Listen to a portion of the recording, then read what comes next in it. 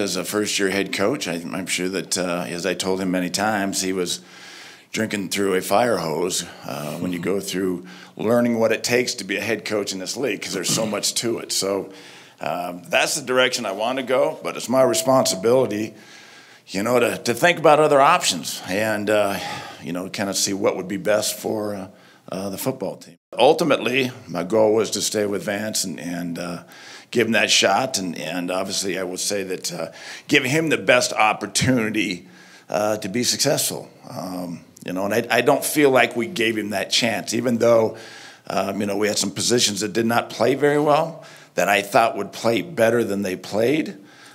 Still didn't feel like we gave Vance the best opportunity to be successful. So that part's on me.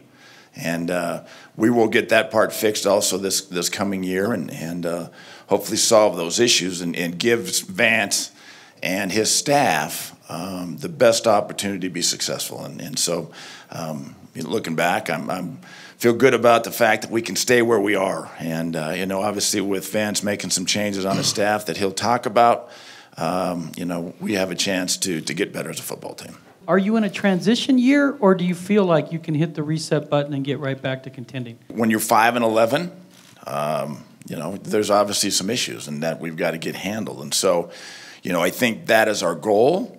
That's our mindset, whether we can get there or not. I don't want to raise the expectations level to say, yeah, automatically we're going to get back there. But always, our goals have not changed as Denver Broncos and what we want to do, and that's to compete for world championships. Now, we got to build towards that process, and that starts now. When you look at quarterback, I realize it's day 2 of the off season, but and we got to have it fixed tomorrow. Well, tomorrow would be good because then I got to take a week off. But okay, if you 9 days, we'll have it fixed. If you have 3 quarterbacks under contract for next season right now, are one of those 3 your starter or draft? Jeff, I don't know. We're going to go through that whole thing, and I think that we'll look what's available in free agency as well as the draft and where we sit in the draft. And so that whole evaluation will come as we go through this, and it's going to be we're going to have to look at obviously free agency comes first, so we'll look at that situation, and we'll also understand where we are in the draft and what's available in the draft too. So eventually, as we get time and time goes forward, we'll put a plan together and go from there. We continue to learn. I think every time you make a choice or you go make a decision on a guy, you see how it turns out. Then you look at it and say, okay, how could have I got better? What did I miss?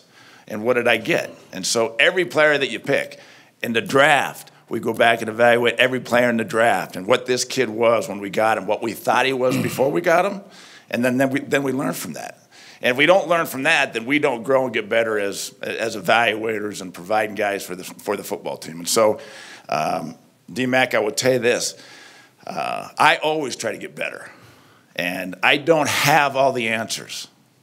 I want to search and find all the answers because I want this team to be as good as it can possibly be. I'm fortunate in the fact that I've played for a long time, and I've been in this job now for 7 years. So therefore, I'm always trying to get better. And as soon as I think I've got it down, I'll retire. And then I'll be doing what you do, because then you know it all.